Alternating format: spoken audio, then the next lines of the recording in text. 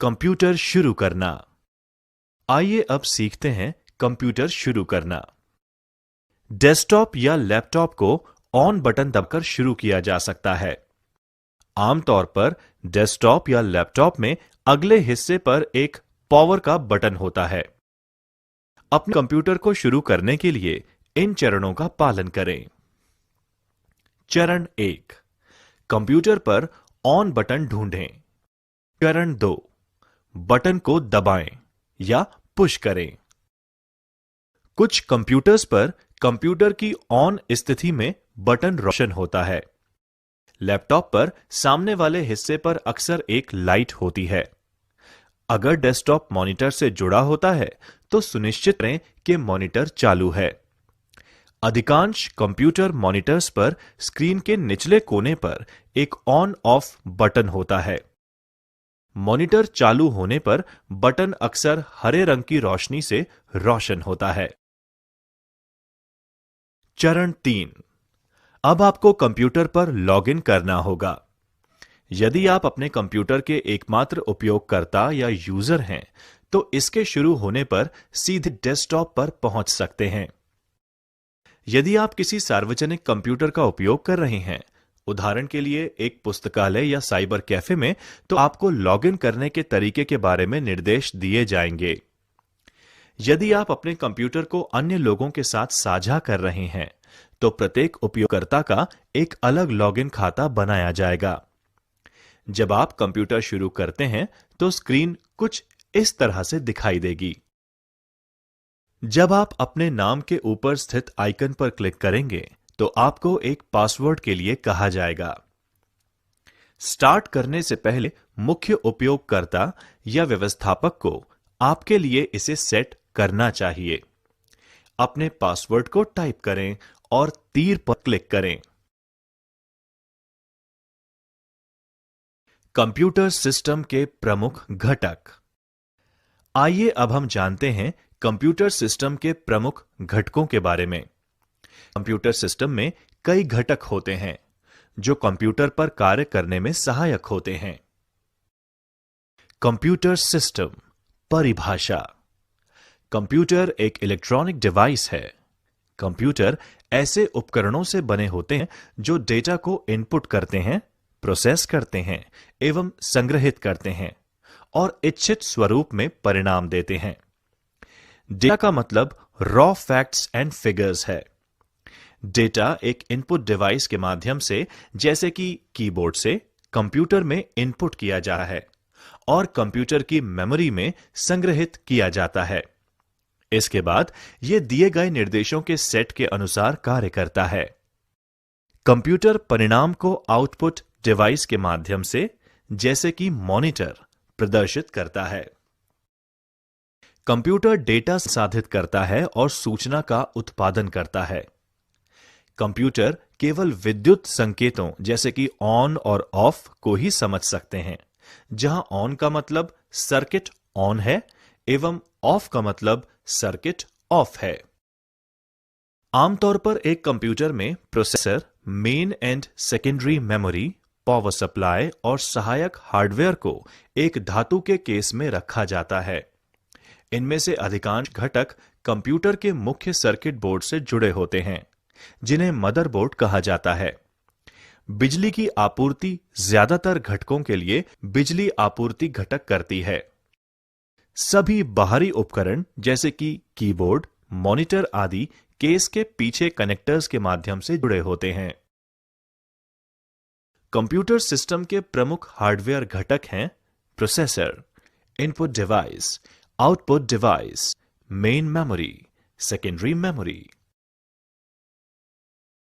Processor एक electronic device है जो सिलिकॉन वर्क का बना होता है एवं एक सिलिकॉन वर्क लाखों छोटे विद्युत भागों का बना होता है। एक प्रोसेसर में अरबों ट्रांजिस्टर हो सकते हैं। यह सिस्टम के भीतर मौलिक कंप्यूटिंग करता है और सीधे या परोक्ष रूप से अन्य सभी घटकों को नियंत्रित करता है। प्रोसेसर को कभी-कभी केंद्रीय प्रोसेसिंग यूनिट या सीपीयू भी कहा जाता है। एक कंप्यूटर में एक विशेष प्रकार का प्रोसेसर होता है, जैसे कि Pentium, Intel core i3, i5, i7, Xenon या स्पार्क प्रोसेसर। कंप्यूटर सिस्टम के प्रमुख घटक। आइए अब हम जानते हैं कंप्यूटर सिस्टम के प्रमुख घटकों के बारे में। कंप्यूटर सिस्टम में कई घटक होते हैं जो कंप्यूटर पर कार्य करने में सहायक होते हैं। सॉफ्टवेयर घटक। आइए अब हम जानते हैं सॉफ्टवेयर घटक के बारे में। कंप्यूटर सिस्टम के सॉफ्टवेयर घटक की कोई भौतिक उपस्थिति नहीं होती। वे डिजिटल मेमोरी में डिजिटल रूप से संग्रहित होते हैं। ये डेटा और कंप्यूटर प्रोग्राम हैं। कंप्यूटर प्रोग्राम प्रोसेसर के लिए निर्देश हैं, जबकि डेटा एक प्रोग्राम की जरूरत है। डेटा कई तरह के हो सकते हैं, जैसे अल्फाबेटिक डेटा, संख्यात्मक डेटा, इमेजेस, ऑडियो डेटा इत्यादि।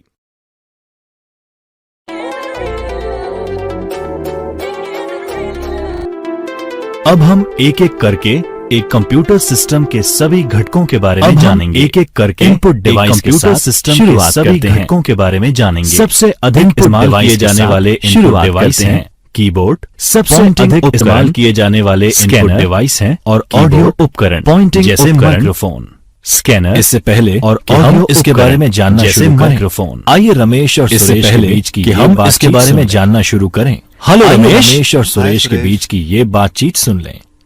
तुम हेलो रमेश, खोए हुए लग रहे हो, क्या हुआ? हाँ सुरेश, मैं इनपुट और आउटपुट डिवाइस में थोड़ा कंफ्यूज हुआ।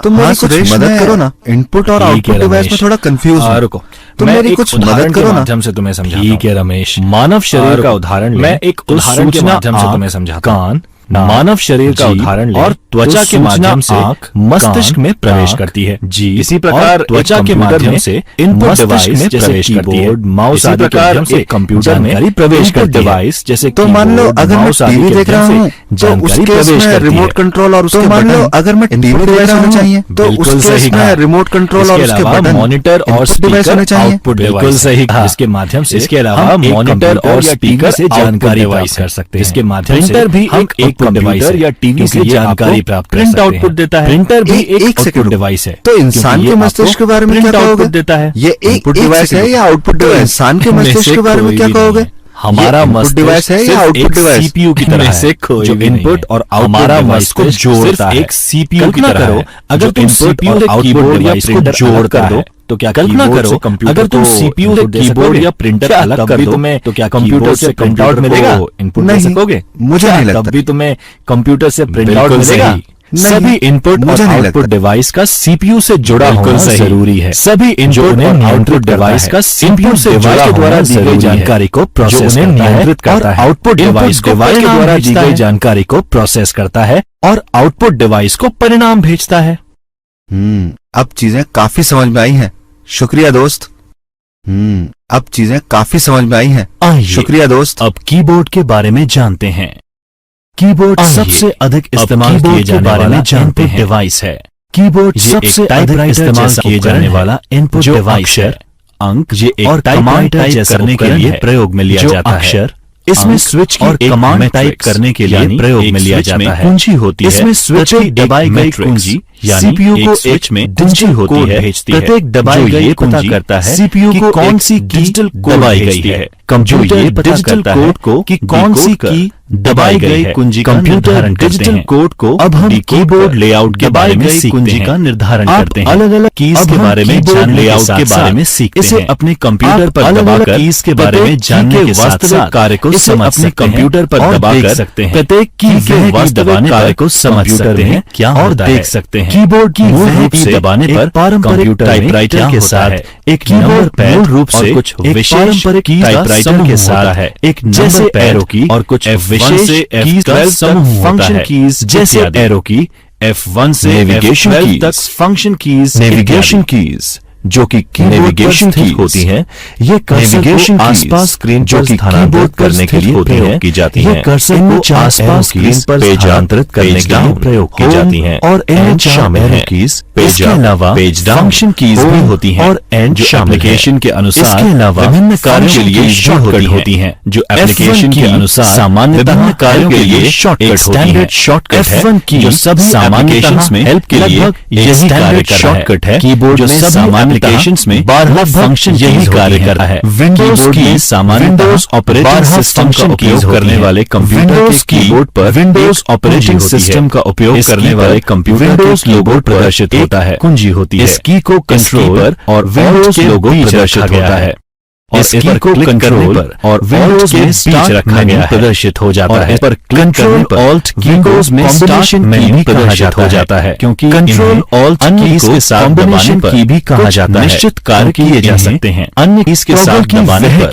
कुछ जो निश्चित अलग-अलग किए जा सकते हैं के बीच टॉगल की वह करता है जो दो अलग-अलग कहा जाता है के बीच ये एक लाइट स्विच के समान है उसे जिससे लाइट कहा जाता है या ऑफ किया जाता है लाइट स्विच के समान सबसे सामान्य जिससे लाइट को ऑन या ऑफ किया जाता है लॉक सबसे सामान्य टॉगल इंसर्ट की सम्मिलित हैं नम लॉक और लोअर केस यानी इंसर्ट की सम्मिलित हैं और अपर कैप्स और लोअर कैपिटल अक्षर के छोटे अक्षरों को टॉगल करता है नम लॉक कैपिटल अक्षर के बीच और नंबर में टॉगल करता है नम कीबोर्ड इनपुट को लेटर स्पेशल नंबर में टॉगल करता है अब कीबोर्ड की से कुछ विंडोज में स्टार्ट मेन्यू प्रारंभ होता है विंडोज विशेष कुंजी विंडोज में स्टार्ट मेन्यू प्रारंभ होता है अन्य विशेष कुंजी में श्रेणी है पॉइंटिंग डिवाइस जो एक डिवाइस की एक इंटरफेस श्रेणी है जिसकी मदद से एक जो उपयोगकर्ता इनपुट कंप्यूटर में डेटा दर्ज कर सकता है ग्राफिकल यूजर इंटरफेस में डेटा दर्ज कर सकता है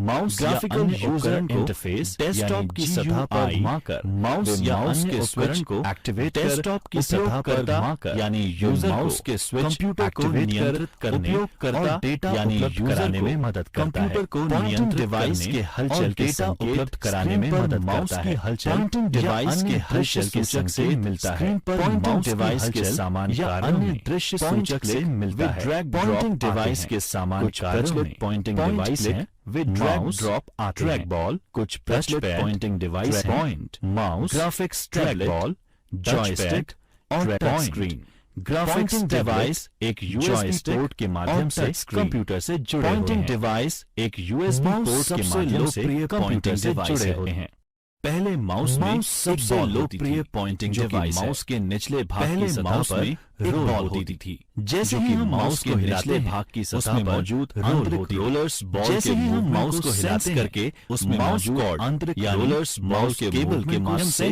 कंप्यूटर को सूचना भेजते हैं यानी माउस केबल के माध्यम से कंप्यूटर को सूचना भेजते हैं बॉल का उपयोग आजकल नहीं किया जाता है का प्रचलन बल्कि जिसके स्थान पर बॉल का उपयोग और छोटे सेंसर का उपयोग किया जाता है इसके स्थान पर मेज की सतह के एक छोटे सेंसर का उपयोग किया जाता है मूवमेंट का पता लगाने के लिए इस्तेमाल होता है यह तार रहित को या वायरलेस पता लगाने के लिए तरंगों के माध्यम से यह तार रहित साथ या वायरलेस माउस रेडियो तरंगों के माध्यम से एक हाथ से संचालित साथ संचार डिवाइस रखा जा सकता है जो कि एक हाथ से संचालित इलेक्ट्रॉनिक डिवाइस को कहा जा सकता है जो कि जब आप कंप्यूटर से चारों ओर को नियंत्रित करता है घुमाते हैं जब आप माउस में चारों ओर व्हील्स भी होते हैं माउस पैड पर घुमाते हैं GUI के साथ काम करने में व्हील्स सहायक सिद्ध हो सकते हैं GUI के साथ काम करने में बटन सहायक सिद्ध हो सकते हैं पारंपरिक पीसी माउस में एक ही बटन होते हैं जबकि मैकिंटॉश माउस में फ्लैट एक ही आयताकार पॉइंटिंग डिवाइस होते हैं टच पैड जो दबाव और गति के प्रति संवेदनशील डिवाइस होते हैं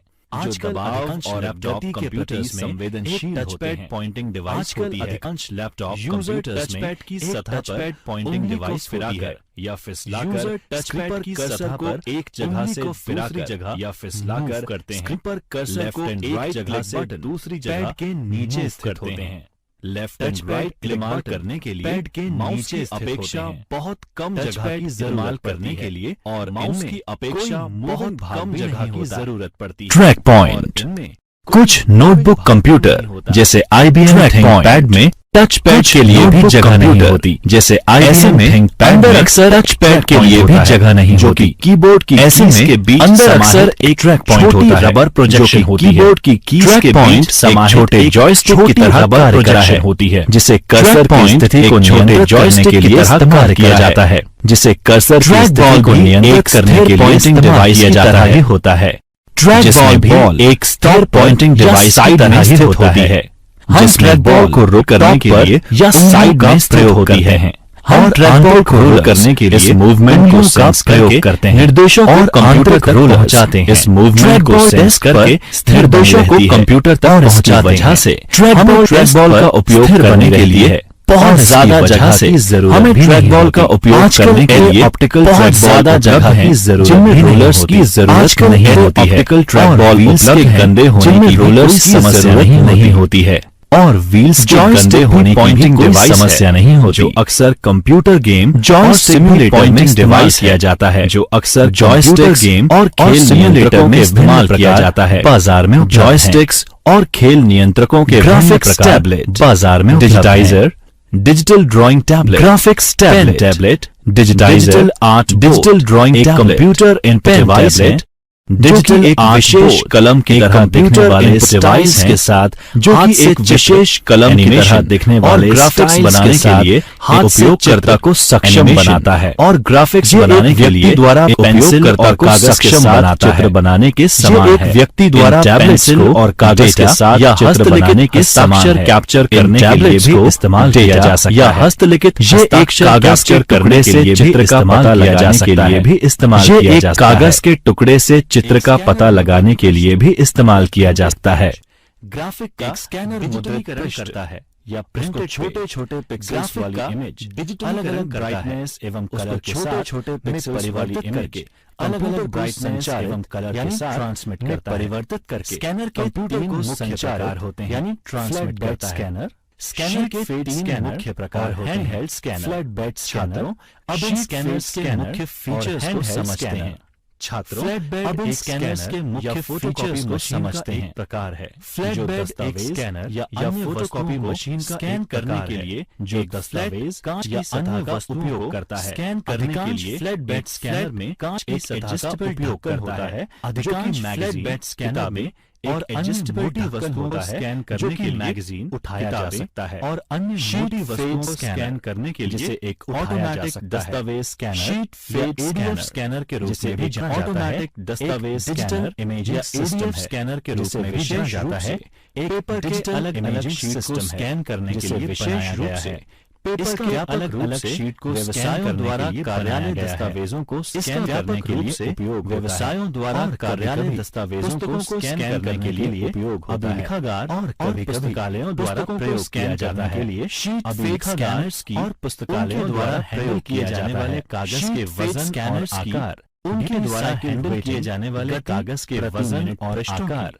और साइकिल रेटिंग क्षमता के संदर्भ में तुलना की जा सकती है, और हैंडहेल्ड स्कैनर क्षमता के संदर्भ में से स्कैन की जाने वाली वस्तु के ऊपर स्कैनर घुमाया जा सकता है। हाथ से स्कैन की जाने वाली वस्तु के ऊपर डेस्कटॉप स्कैनर की तुलना में छोटे और कम महंगे होते हैं। डेस्कटॉप स्कैनर की तुलना में उपयोगकर्ता की निपुणता पर निर्भर करते हैं, लेकिन जो आंशिक रूप से उपयोगकर्ता की निपुणता पर निर्भर करते हैं। में जो स्कैनर उपलब्ध होते हैं, कागज के ऊपर से स्कैनर को एक सीधी रेखा में चलने में मदद करते हैं, जो कि स्कैनर को अलग अलग मोटाई वाली लाइनों का मदद करता है।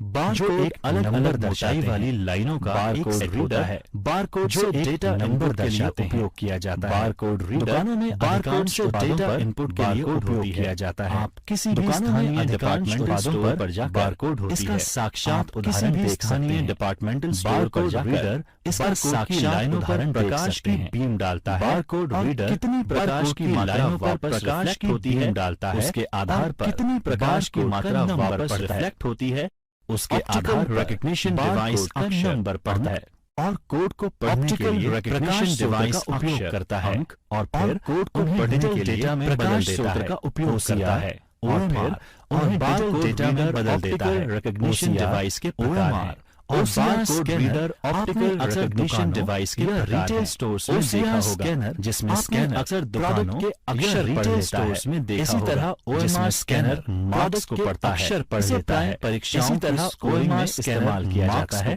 जैसे सेट परीक्षाओं की स्कोरिंग में इस्तेमाल किया जाता है, जैसे सेट, GRE, कैट इत्यादि।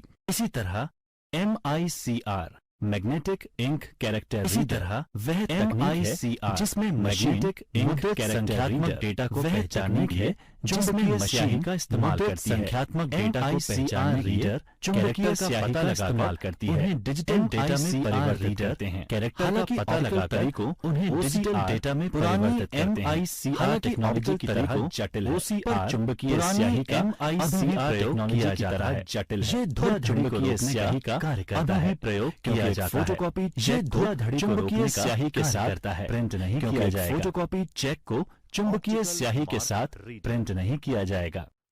आइए अब जानते हैं ऑप्टिकल रीडर के बारे में। आइए अब जानते हैं ऑप्टिकल मार्क पेंसिल रीडर के बारे में। द्वारा किए गए निशान के एक विशेष स्कैनर है जो पहचान करने के लिए उपयोग होता है। के एक पूर्व निर्धारित आम उदाहरण परीक्षाओं में प्रयोग किए जाने वाली उत्तर पुस्तिका। सबसे आम उदाहरण परीक्षाओं में प्रयोग किए जाने वाली उत्तर पुस्तिका परिणाम का उत्पादन करने के लिए प्रयोग किया जाता है। आउटपुट के रूप में परिणाम का सर्वेक्षण करने के लिए प्रयोग किया जाता है, भी प्रयोग किया जाता है। OMR सर्वेक्षण, चुनाव और परीक्षणों में ऑप्टिकल कैरेक्टर रिकॉग्निशन। आइए अब जानते हैं ऑप्टिकल कैरेक्टर रिकॉग्निशन के बारे में। आइए अब जानते हैं ऑप्टिकल कैरेक्टर रिकॉग्निशन के बारे में। कोडेड फॉर्म में ऑप्टिकल कैरेक्टर रिकॉग्निशन या हस्तलिखित टेक्स्ट को इलेक्ट्रॉनिक में रूपांतरित करता है। प्रिंटेड या हस्तलिखित टेक्स्ट का इलेक्ट्रॉनिक डेटा एंट्री के लिए इस्तेमाल किया जाता है। व्यापक रूप से स्वचालित डेटा यूज करके लिए इस्तेमाल किया जाता है। डेटा रिकॉर्ड्स जैसे OCR यूज करके बैंक चालान, पेपर डेटा रिकॉर्ड्स, पासपोर्ट दस्तावेजों, रसीदें, बैंक चालान, बिजनेस कार्ड, बैंक मेल आदि के डेटा को स्कैन करके रसीदें डिजिटल बिजनेस कार्ड परिवर्तित मेल आदि के डेटा को स्कैन करके प्रिंटेड टेक्स्ट को डिजिटाइज करने का सबसे आम तरीका है। ये प्रिंटेड टेक्स्ट को डिजिटाइज करने का सबसे आम तरीका है। ऑनलाइन डिस्प्ले किया जा सकता है और इसके बाद इसको मशीन ऑनलाइन डिस्प्ले किया जा सकता है और इसके बाद टेक्स्ट का स्पीच में परिवर्तन जैसे कि पाठ खनन में उपयोग टेक्स्ट का स्पीच में परिवर्तन और पाठ खनन में उपयोग कर सकते हैं। आइए अब जानते हैं बारकोड रीडर के बारे में।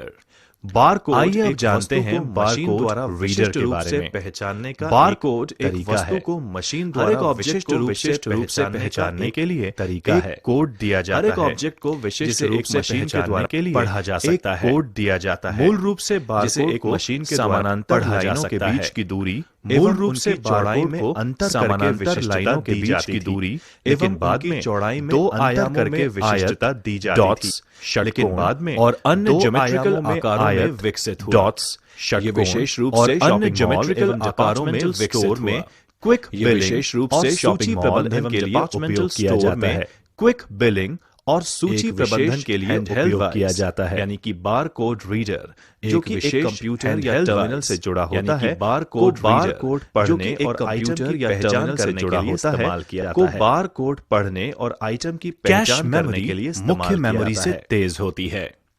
ये मुख्य मेमोरी की तुलना में मुख्य मेमोरी से तेज होती है। ये अस्थायी उपयोग के लिए कम समय का स्टोर करती है। ये अस्थायी उपयोग के लिए प्रोग्राम को डेटा स्टोर करती है जो छोटी अवधि के लिए संग्रहित किया जा सकता है। को संग्रहित करती है जो छोटी अवधि के लिए संग्रहित किया जा सकता है। कैश मेमोरी की सीमित क्षमता होती है। सीमाएं भी हैं। ये बहुत महंगी कैश मेमोरी की सीमित क्षमता होती है। स्पीच रिकॉग्निशन एक तरह का इनपुट है जिसमें कंप्यूटर एक माइक्रोफोन में बोले गए शब्दों को पहचानता है। जिसमें कंप्यूटर एक माइक्रोफोन में बोले गए शब्दों को पहचानता है। नवीनतम उपयोगकर्ता को शब्दों के रिकॉग्निशन का इस्तेमाल करती है। जहां उपयोगकर्ता को शब्दों के वीडियो कैमरा लेने की जरूरत जो रियल टाइम में कंप्यूटर से कंप्यूटर नेटवर्क वीडियो कैमरा होता है या जो रियल टाइम में कंप्यूटर से कंप्यूटर नेटवर्क तक इमेज कंप्यूटर से वीडियो स्ट्रीम कैप्चर की जाती है। स्ट्रीमिंग करता कंप्यूटर जब कंप्यूटर से वीडियो स्ट्रीम कैप्चर की जाती है सिस्टम से कंप्यूटर नेटवर्क पर भेजा जा सकता है। जैसे इंटरनेट दूसरे सिस्टम ईमेल के साथ नेटवर्क पर भेजा जा सकता है। एक लिंक जैसे इंटरनेट स्थान के लिए भेजा गया वीडियो स्ट्रीम के रूप में उस कंप्यूटर पर सेव किया जाता है। के लिए भेजा गया वीडियो देखा जा सकता है। उस कंप्यूटर पर सेव किया जाता है, भेजा जा सकता है, डाउनलोड करके देखा जा सकता है, जो ईथरनेट या वाईफाई का उपयोग करके कंप्यूटर आईपी कैमरा के जो ईथरनेट या वाईफाई का उपयोग करके कंप्यूटर यूएसबी या इसी तरह के किसी अन्य केबल द्वारा पर कंप्यूटर से जोड़ा जाता है। इसी तरह के अथवा अन्य केबल द्वारा हार्डवेयर में कंप्यूटर से जोड़ा जाता है या लैपटॉप अथवा कंप्यूटर हार्डवेयर में इनबिल्ट आता है। अब आउटपुट डिवाइस की बात करते हैं। आउटपुट एक कंप्यूटर जनित जानकारी होती है जो स्क्रीन पर प्रदर्शित की जाती है और कागज पर प्रिंट की जाती है या मशीन पढ़ सके ऐसे फॉर्म में जैसे डिस्क और टेप। आउटपुट डिवाइस परिधीय उपकरण होते हैं जो हमें कंप्यूटर द्वारा संसाधित या प्रोसेस डेटा देखने अथवा सुनने के लिए सक्षम बनाते हैं। आउटपुट ऑडियो या वीडियो कुछ भी हो सकता है। विजुअल आउटपुट में टेक्स्ट, ग्राफिक्स और वीडियो शामिल होते हैं। ऑडियो आउटपुट में ध्वनि, संगीत और संश्लेषित स्पीच शामिल होते हैं। सबसे लोकप्रिय आउटपुट डिवाइस में मॉनिटर, प्रिंटर और स्पीकर आते हैं। आइए अब हम उन्हें एक एक करके प्रत्येक के बारे में समझते हैं। मॉनिटर एक कंप्यूटर डिस्प्ले या कंप्यूटर के लिए एक इलेक्ट्रॉनिक विजुअल डिस्प्ले होता है। आधुनिक मॉनिटर्स में आमतौर पर एक thin film transistor liquid crystal display यानी TFT LCD या एक फ्लैट पैनल LED डिस्प्ले होता है, जबकि पुराने मॉनिटर्स में एक कैथोड रे ट्यूब जिसे CRT कहा जाता था का इस्तेमाल किया जाता था।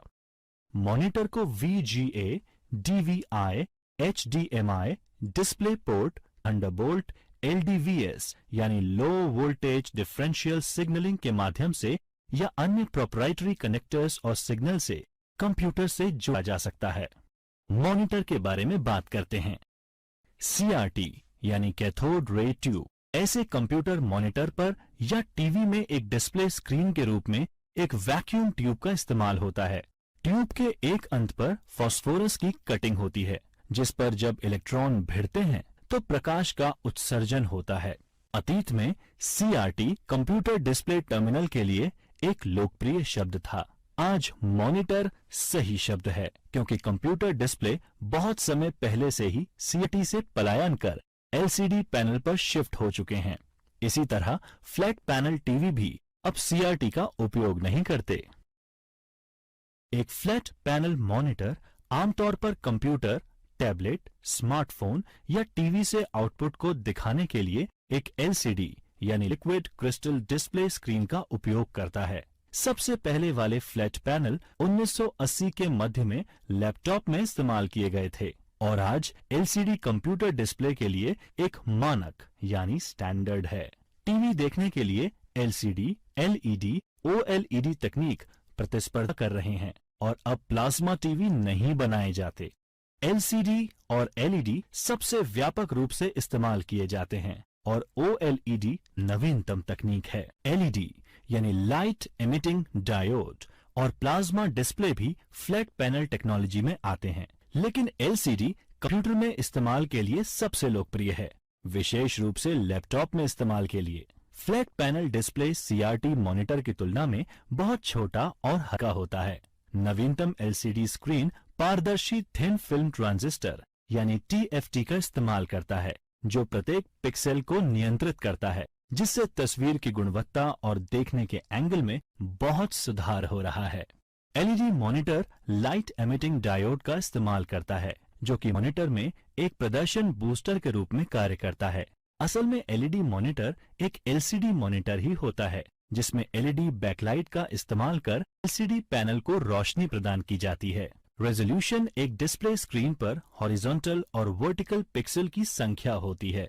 जितने अधिक पिक्सल उतना अधिक बिना स्क्रॉल के जानकारी डिस्प्ले होती है। उदाहरण के लिए स्क्रीन रेजोल्यूशन 1600-1200 का मतलब 1600 हॉरिजॉन्टल और 1200 वर्टिकल पिक्सल होना है। रेजोल्यूशन को प्रति इंच पिक्सल के एक मैट्रिक्स के रूप में परिभाषित किया जा सकता है। 1920-1200 के स्क्रीन रेजोल्यूशन में 1200 हॉरिजॉन्टल लाइन होती हैं, जिसमें प्रत्येक में 1920 पिक्सल हैं, जो ऊपर से नीचे तक वर्टिकल चलती हैं। अधिकांश समय एक तीसरी संख्या रंगों को नामित करने के लिए रेजोल्यूशन में जोड़ी जाती है। उदाहरण के लिए 1920 1264 के 64,000 रंगों की एक सेटिंग दर्शाता है। हालांकि तीसरा नंबर रिफ्रेश दर भी हो सकती है। उदाहरण के लिए इसका मतलब है 1280 1024 60 हर्ट्ज पर 1280 1024 पिक्सल प्रति सेकंड 60 बार रिफ्रेश। SVGA यानी सुपर VGA 800 600 1024 768 1280 1024 और 1600 1200 पिक्सल का एक रेजोल्यूशन है। 1980 के दशक में VESA ने IBM के VGA डिस्प्ले स्टैंडर्ड को 640 480 से बढ़ाकर 800 600 किया और इसे सुपर VGA नाम दिया गया। XGA यानी एक्सटेंडेड ग्राफिक्स एरे 1990 में IBM द्वारा शुरू किया गया। 1024 768 पिक्सल वाला एक इंटेलेस स्क्रीन रेजोल्यूशन है। 256 रंग को सपोर्ट कर XGA ने VGA के टेक्स्ट मोड को 80 से 132 कॉलम का बनाया। XGA बाद में बिना इंटरलेस के और 64 के रंग के रेजोल्यूशन में सुधारा गया। इन वर्षों में विक्रेताओं ने कई रेजोल्यूशन जोड़े जो कि पिक्सल की कुल संख्या का अंश या उसके मल्टीपल्स में था। उपयोगी सुझाव: मॉनिटर स्क्रीन को आंख के स्तर से 20 डिग्री नीचे रखा जाना चाहिए। स्क्रीन नियमित रूप से साफ करें और अपनी आंखें हर 5 सेकंड में झपकाएं। प्रिंटर वह डिवाइस है जो कि कंप्यूटर आउटपुट को प्रिंट में परिवर्तित करता है। प्रिंटर एक स्थायी पठनीय प्रारूप में जानकारी देते हैं जिसे हार्ड कॉपी भी कहा जाता है। आमतौर पर आउटपुट एक कागज पर छपता है। प्रिंटर आउटपुट की गुणवत्ता DPI यानी डॉट्स प्रति इंच के संदर्भ में मापा जाता है। प्रिंटर को मोटे तौर पर इम्पैक्ट और नॉन इम्पैक्ट प्रिंटर में वर्गीकृत किया जा सकता है। इम्पैक्ट प्रिंटर वह प्रिंटर है जो ऐसा प्रिंटिंग तरीका इस्तेमाल करता है जिसमें वह कैरेक्टर की छवि या चित्र को रिबन में और कागज पर स्ट्रोक के माध्यम से प्रिंट करता है। इम्पैक्ट प्रिंटर 2 प्रकार के होते हैं, कैरेक्टर प्रिंटर और लाइन प्रिंटर। कैरेक्टर प्रिंटर आमतौर पर एक समय में एक कैरेक्टर को प्रिंट करते हैं। डॉट मैट्रिक्स प्रिंटर में प्रिंट हेड में छोटे इलेक्ट्रोमैग्नेटिक सक्रिय पिन होते हैं और एक स्याही वाला रिबन होता है जो इम्पैक्ट से छवियों को प्रिंट करता है।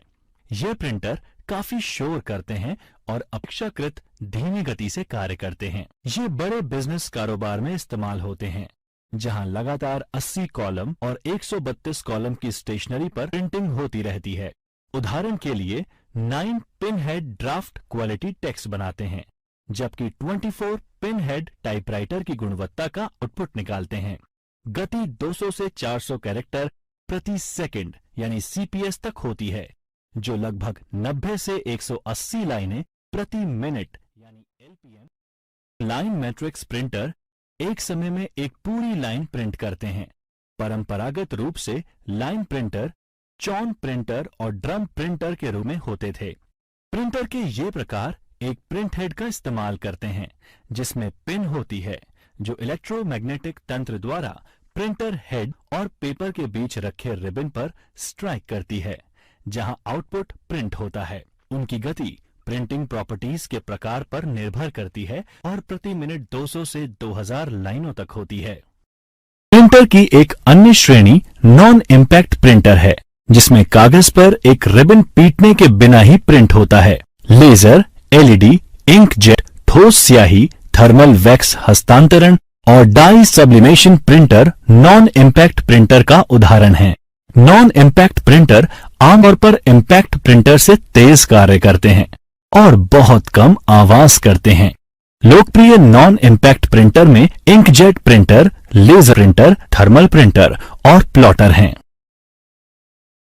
लो end inkjet 3 ink colour cyan, magenta और पीले का उपयोग करते हैं लेकिन एक काले रंग का कंपोजिट निकालते हैं जो कि अक्सर गंदा होता है।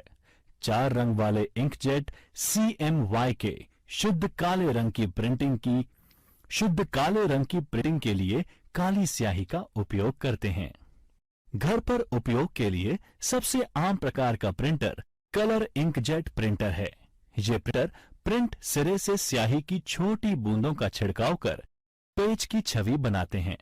प्रिंटर को कलर इमेज प्रिंट करने के लिए स्याही के कई रंगों की जरूरत पड़ती है। ये प्रिंटर अपेक्षाकृत सस्ते होते हैं, लेकिन कंज्यूमेबल वस्तुओं की लागत लंबे समय में संचालन को महंगा बनाता है। आज लगभग सभी इंकजेट प्रिंटर कलर आउटपुट निकाल सकते हैं। एक लेजर प्रिंटर कार्यालय और व्यवसायिक प्रयोजनों के लिए अच्छी गुणवत्ता की छवियां बनाता है। एक फोटो सेंसिटिव मटेरियल द्वारा कोटेड ड्रम चार्ज किया जाता है और फिर छवि एक लेजर या एलईडी द्वारा इस पर छापी जाती है। उसके बाद ड्रम टोनर के अंदर रोल करता है। टोनर कागज पर जमा किया जाता है और फिर गर्मी से कागज में जोड़ा जाता है। अधिकांश लेजर प्रिंटर मोनोक्रोम यानी केवल एक रंग काला होते हैं, लेकिन महंगे लेजर प्रिंटर जिसमें कई रंग के टोनर कार्ट्रिज होते हैं मल्टी कलर आउटपुट प्रिंट कर सकते हैं। ये प्रिंटर इंकजेट प्रिंटर से अधिक तेजी से कार्य करते हैं। उनकी गति पेज प्रति मिनट यानी पीपीएम में मापी जाती है। डायरेक्ट थर्मल प्रिंटर एक मध्यम से कम रेजोल्यूशन वाला प्रिंटर होता है जिसमें कोटेड पेपर इस्तेमाल होता है जो गर्मी लगने पर डार्क हो जाता है। कागज को हीटिंग तत्वों की एक पंक्ति से पास किया जाता है जो कागज को जलाकर डॉट्स बना देते हैं। ये आमतौर पर बारकोड प्रिंटर और अन्य स्पेशलिटी प्रिंटर जैसे एटीएम से स्लिप प्रिंट करने के लिए इस्तेमाल किया जाता है। ये व्यापक रूप से पुरानी फैक्स मशीन में भी इस्तेमाल किया जाता था। प्रिंटिंग लागत अधिक होने के कारण इसे केवल पेशेवर डिजाइन के काम के लिए इस्तेमाल किया जाता है। प्लॉटर उच्च गुणवत्ता वाले वेक्टर ग्राफिक्स यानी engineering, drawing, building plan, circuit diagram आदि कंप्यूटर के नियंत्रण में प्रिंट करने के लिए उपयोग किया जाता है। वे इंक पेन या इंकजेट का उपयोग ग्राफिक्स या चित्र बनाने के लिए करते हैं। आमतौर पर इनमें ड्रम प्लॉटर और फ्लैट बेड प्लॉटर होते हैं। ये काले और सफेद या कलर में प्रिंट करते हैं और कुछ तो 6 फीट चौड़े कागज पर भी प्रिंट कर सकते हैं। क्या आप जानते हैं पोर्ट्रेट ओरिएंटेशन में एक प्रिंटआउट की लंबाई ज्यादा होती है जिसमें जानकारी कागज के कम चौड़ाई वाले भाग में छपती है। इसके विपरीत लैंडस्केप प्रिंटआउट की चौड़ाई ज्यादा होती है। जानकारी कागज के ज्यादा चौड़े हिस्से पे छपती है। स्पीकर भी आउटपुट डिवाइस है जो एनालॉग ऑडियो सिग्नल्स को सुनने लायक बनाने के लिए उसे हवा कंपन में बदलते हैं। जब सीआरटी मॉनिटर स्टैंडर्ड थे तब कंप्यूटर के लिए डिजाइन किया गया स्पीकर सीआरटी के चुंबकीय तार के साथ चुंबकीय हस्तक्षेप से बचने के लिए शीट किया जाता था। स्पीकर मल्टीमीडिया कंप्यूटर का एक हिस्सा होता है। स्पीकर में एम्पलीफायर होते हैं जो ध्वनि उत्पन्न करने के कंपन करते हैं और ऑडियो आउटपुट देते हैं। प्रोजेक्टर एक उपकरण है जो कि एक सफेद या चांदी के कपड़े या स्क्रीन पर जैसे दीवार, छत या अन्य स्क्रीन, इस पर कंप्यूटर आउटपुट प्रोजेक्ट करता है। यह व्यापक रूप से शिक्षा और स्लाइड प्रेजेंटेशन के लिए उपयोग किया जाता है। प्रोजेक्टर मुख्य रूप से फिल्में प्रदर्शित करने के लिए तैयार किए गए हैं। लोगों की एक बड़ी संख्या को कंप्यूटर आउटपुट दिखाने के लिए मल्टीमीडिया प्रोजेक्टर का इस्तेमाल किया जाता है। ये प्रेजेंटेशन दिखाने और कॉर्पोरेट बैठकों के लिए कक्षाओं और ऑडिटोरियम में प्रयोग।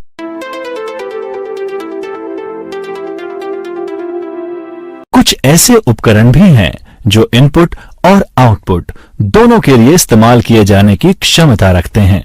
लोकप्रिय इनपुट आउटपुट डिवाइस हैं फैक्स मशीन, मल्टीफंक्शन उपकरणों यानी MFD, touch screen display, digital कैमरे इत्यादि।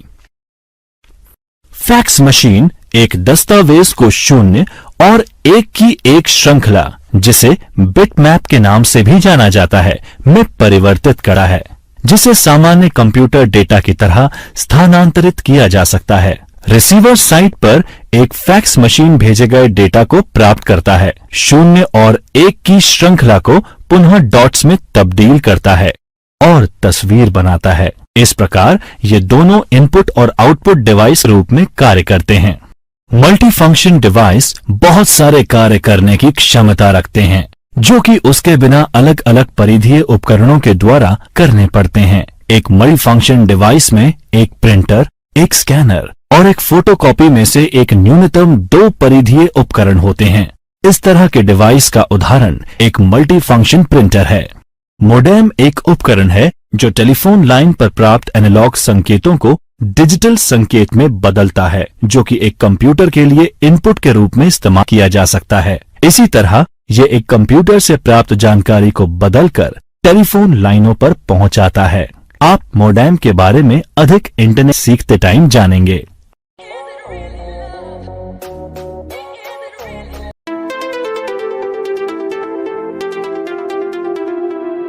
एक कंप्यूटर मेमोरी एक मानव मस्तिष्क की तरह ही होती है। ये डेटा और जानकारी स्टोर करने के लिए प्रयोग की जाती है। कंप्यूटर मेमोरी एक स्टोरेज जगह है जहां प्रोसेस करने के लिए डेटा और निर्देशों को रखा जाता है। मेमोरी मुख्य रूप से 3 प्रकार की होती है: primary memory, main memory, secondary memory और कैचे मेमोरी। कैचे मेमोरी, जिसे सीपीयू कैचे भी कहा जाता है, एक मेमोरी बैंक है जो मुख्य स्मृति और प्रोसेसर के बीच ब्रिज का काम करता है। कैचे मेमोरी एक बहुत ही उच्च गति वाली सेमीकंडक्टर मेमोरी है जो सीपीयू और मुख्य मेमोरी में तेजी ला सकती है। ये डेटा और प्रोग्राम के उन हिस्सों को स्टोर रखती है जो अक्सर सीपीयू द्वारा उपयोग में लिया जाता है। डेटा और प्रोग्राम के कुछ हिस्से ऑपरेटिंग सिस्टम द्वारा डिस्क से कैचे मेमोरी में ट्रांसमिट होते हैं, जहां से सीपीयू उन तक पहुंच सकते हैं। निर्देश और डेटा लुक अहेड एल्गोरिथम का उपयोग कर कैश लाइन कहे जाने वाले फिक्स ब्लॉक में मुख्य मेमोरी से कैश में स्थानांतरित किए जाते हैं। Primary memory. आइए अब जानते हैं कंप्यूटर की प्राइमरी मेमोरी के बारे में। प्राइमरी मेमोरी केवल उन डेटा और निर्देश को जमा करके रखती है जिस पर वर्तमान में कंप्यूटर काम कर रहा है। जब बिजली बंद हो जाती है तब यह मेमोरी डेटा खो देती है। आमतौर पर यह मेमोरी अर्धचालक उपकरणों से बनी होती है। इसका मतलब सिलिकॉन आधारित ट्रांजिस्टर से मिलकर बने हुए एकीकृत सर्किट रैम और रोम मुख्य मेमोरी के 2 उदाहरण हैं। रैम परिवर्तनशील मेमोरी है। फ्लैश मेमोरी रोम, प्रोम, प्रोग्रामेबल रोम, ईपी रोम, इरेजेबल प्रोम नॉन वॉलेटाइल मेमोरी के उदाहरण हैं। डेटा और निर्देश जो कि प्रोसेस करने के लिए आवश्यक है मुख्य मेमोरी में रहते हैं। मुख्य मेमोरी की विशेषताएं। यह कंप्यूटर के काम करने वाली मेमोरी है। इस गति मुख्य मेमोरी से भी तेज होती है। एक कंप्यूटर प्राइमरी मेमोरी के बिना नहीं चल सकता। रैम यानी रैंडम एक्सेस मेमोरी किसी भी कंप्यूटर, स्मार्टफोन या टैबलेट की मुख्य मेमोरी है। रैम अस्थायी कार्यक्षेत्र है जहां डेटा प्रोसेस होता है और निर्देशों का पालन होता है। रैम को एक सिंगल बाइट पढ़ने और राइट करने की क्षमता ही रैंडम एक्सेस बनाती है। ये बाइट एड्रेसिबिलिटी स्टोरेज डिवाइस के अनुसार भिन्न हो जाती है। जैसे हार्ड डिस्क और फ्लैश मेमोरी चिप है जो उन सेक्टर्स को भी पढ़ और राइट कर सकते हैं जिसमें मल्टीपल बाइट होते हैं। इसके अलावा रैम को सॉफ्टवेयर के लिए एक अस्थायी जगह के रूप में प्रयोग किया जाता है, जबकि स्टोरेज स्थायी होता है जब तक उपयोगकर्ता द्वारा डिलीट नहीं किया जाता। रैम के प्रकार हैं डायनेमिक रैम यानी डी रैम और स्टैटिक रैम यानी एस रैम। रोम रीड ओनली मेमोरी एक मेमोरी चिप है जो कि स्थायी रूप से निर्देश और डेटा स्टोर करते हैं। स्टोर की जाने वाली सामग्री चिप निर्माण की प्रक्रिया के अंतिम चरण में मास्किंग बनाई जाती है और इसे बदला नहीं जा सकता। स्टैंड अलोन रोम चिप्स और माइक्रो कंट्रोलर चिप्स में रोम बैंकों का इस्तेमाल असंख्य एप्लीकेशन के लिए कंट्रोल रूटीन धारण करने के लिए किया जाता है।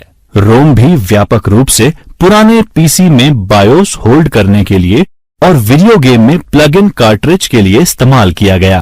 रोम यानी रीड ओनली मेमोरी के प्रकार हैं पी रोम, ईपी रोम और ईईपी रोम। पी रोम यानी प्रोग्रामेबल रोम एक स्थायी मेमोरी चिप है जिसमें कंटेंट चिप निर्माता के बजाय ग्राहक द्वारा बनाया जाता है या प्रोग्राम किया जाता है। ये रोम चिप से अलग है जो निर्माण के समय में बनाई जाती है। पी-रोम स्टोरेज के लिए इस्तेमाल होते हैं जब उनके कंटेंट को बदलने की आवश्यकता नहीं होती, लेकिन कई अनुप्रयोगों में ईपीरोम और ईईपीरोम के लिए रास्ता दे दिया गया है जिन्हें पुनः प्रोग्राम किया जा सकता है। ईपीरोम यानी इरेजेबल प्रोग्रामेबल रोम एक रीराइटेबल मेमोरी चिप है जो कि बिना पावर या बिजली अपना कंटेंट स्टोर कर सकती है। ईपीरोम चिप्स को सर्किट बोर्ड पर रखे जाने से पहले एक बाहरी प्रोग्रामिंग डिवाइस पर लिखा जाता है। चिप को एक महंगी चीनी मिट्टी से बने चिप पैकेज की आवश्यकता होती है जिसमें एक छोटी सी क्वार्ट्ज विंडो होती है जो अपारदर्शी चिपचिपे टेप के साथ कवर की जाती है। पुनः प्रोग्रामिंग के लिए चिप को सर्किट बोर्ड से निकाला जाता है, टेप निकाल दिया जाता है और इसे लगभग 20 मिनट के लिए एक अल्ट्रावायलेट यानी यूवी प्रकाश के नीचे रखा जाता है। ईईपीरोम यानी इलेक्ट्रिकली इरेजेबल प्रोग्रामेबल रोम एक रीराइटेबल मेमोरी चिप है जो बिना पावर या बिजली के बिना अपना कंटेंट रखती है। ईईपीरोम राइट स्तर पर बिट या बाइट एड्रेसेबल होते हैं, जिसका मतलब है फिर से डेटा राइट करने से पहले बिट या बाइट को मिटाना जरूरी होता है। फ्लैश मेमोरी में जो ईईपीरोम से विकसित हुआ और वास्तुकला में लगभग समान है, डेटा राइट करने से पहले बाइट के पूरे ब्लॉक को मिटाना होता है। इसके अलावा ईईपीरोम आमतौर पर निर्देश और डेटा की छोटी मात्रा को स्टोर करने के लिए इस्तेमाल होते हैं, जबकि फ्लैश मेमोरी मॉड्यूल गीगाबाइट में डेटा स्टोर कर सकते हैं। इसीलिए डिजिटल कैमरे के स्टोरेज और हार्ड डिस्क रिप्लेसमेंट में इस्तेमाल किए जाते हैं। सेकेंडरी स्टोरेज माध्यमों के विभिन्न प्रकार होते हैं।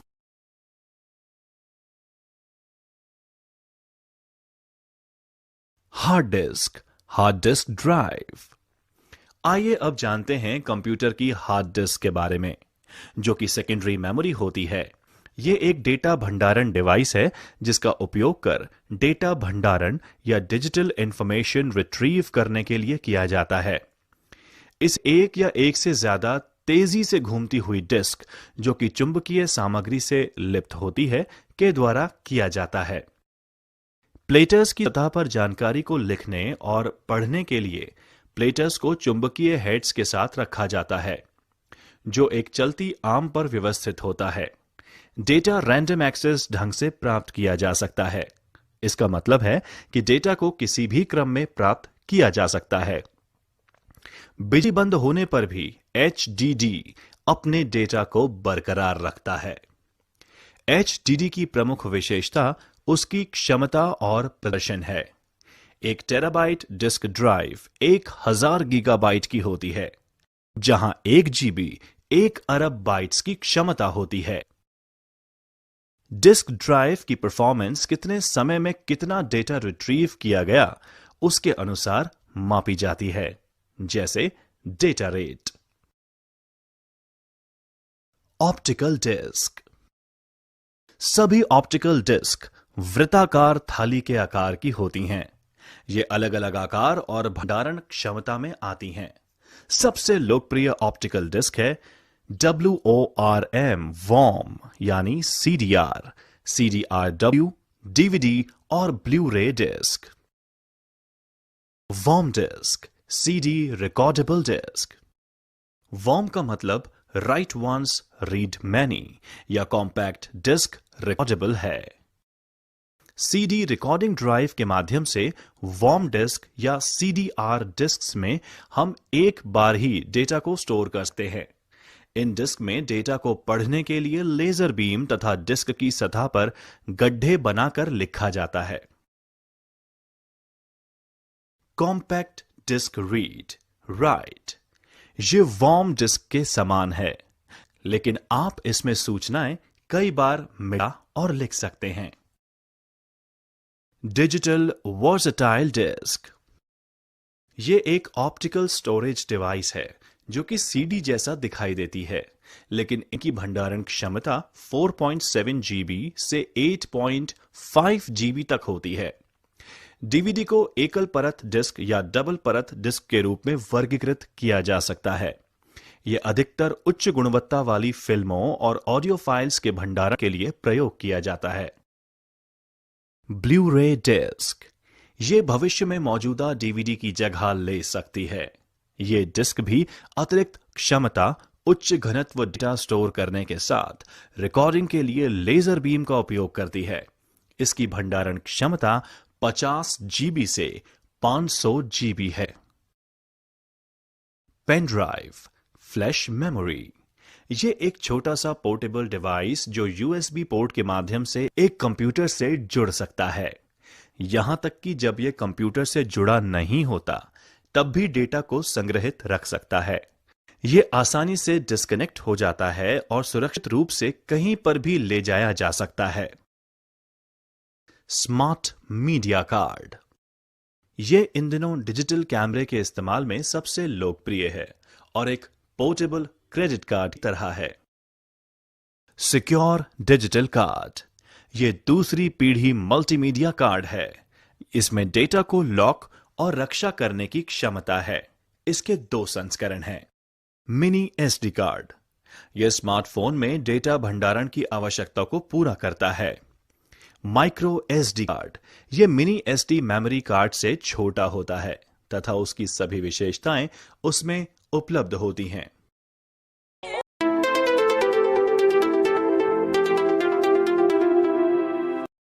विंडोज 10 में कंप्यूटर सिस्टम कॉन्फ़िगरेशन की जांच करना। आइए सीखते हैं विंडोज 10 में कंप्यूटर सिस्टम कॉन्फ़िगरेशन की जांच करना। विंडोज 10 में कंप्यूटर सिस्टम की जानकारी जैसे ऑपरेटिंग सिस्टम, प्रोसेसर विवरण, रैम और अन्य विशिष्टताओं को कई तरीकों से देखा जा सकता है। सेटिंग का उपयोग करना। आइए सीखते हैं सेटिंग्स का उपयोग करना।